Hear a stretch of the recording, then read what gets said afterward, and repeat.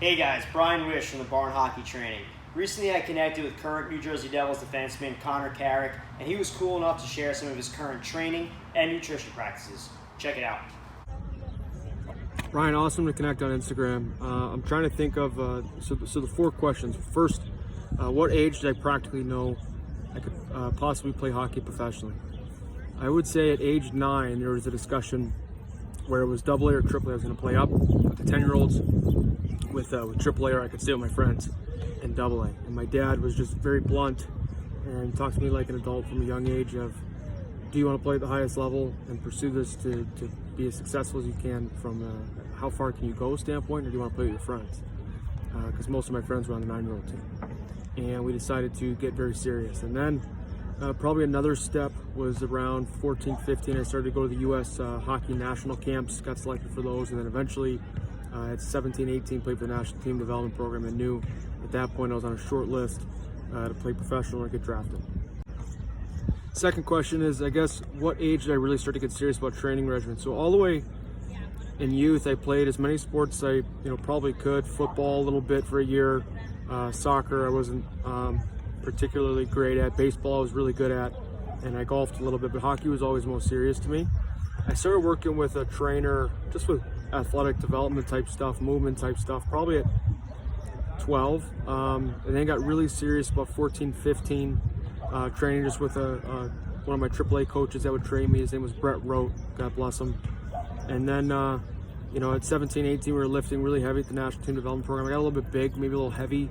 I can do that with my body style. I would have preferred more movement-based or more athletic-based stuff with the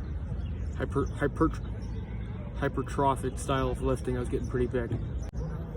Then off the back of that was nutrition. I started to make some changes. I remember I listened to nutritionists when I was really young, probably, 7 or 8, and heard that pop was no good for you. I cut it out overnight. For whatever reason, that cut was super easy. As I got older, I really ate poorly all the way up, probably through high school. I was a peanut butter and jelly kind of kid, a lot of ice cream, a lot of sugar. I loved it. A lot of Pop-Tarts before bed, if you'll believe it or not.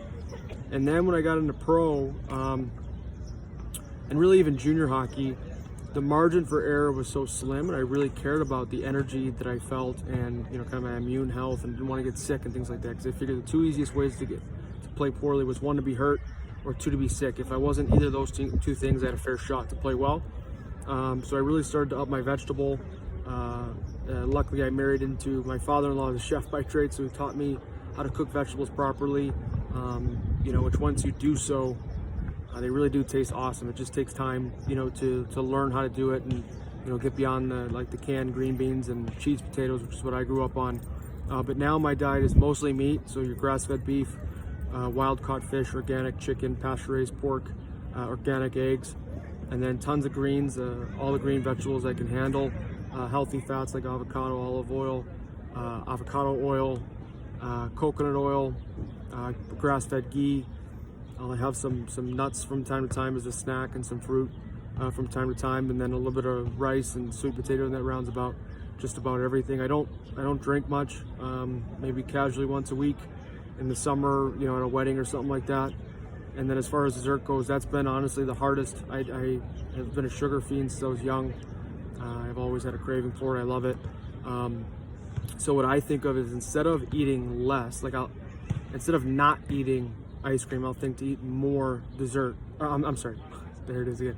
More protein and things like that during my dinner, and that kind of kills or quenches my need for more food later in the evening.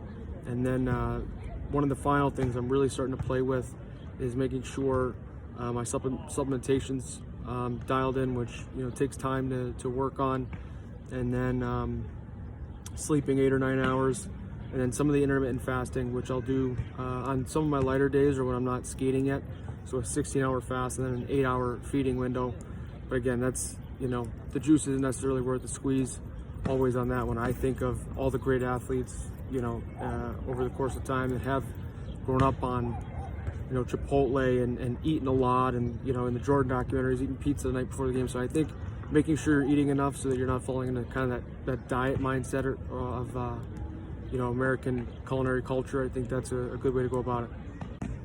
Final question is do you change the way you train? I would say yes, to a point. So for example, I think lifting weights is great for younger players that really need, there's a huge size difference between me and your average, high school kid or things like that. So sometimes just to have that weight and size and that to minimize susceptibility to injury is important.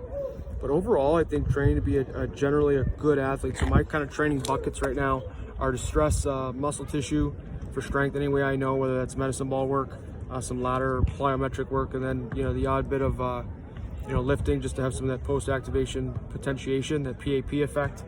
I'll do that. I almost call it like the 5 or 6 S's, I guess, of hockey. There's skill, sense, hockey sense, speed. Those are the top 3 hardest in that order to develop. Then strength, in my opinion. You got to be, strong and explosive. Even, Jack Eichel, for as long and lengthy as he is strong as an ox. 5 is probably stamina. To be able to repeat your efforts, your max efforts is really important.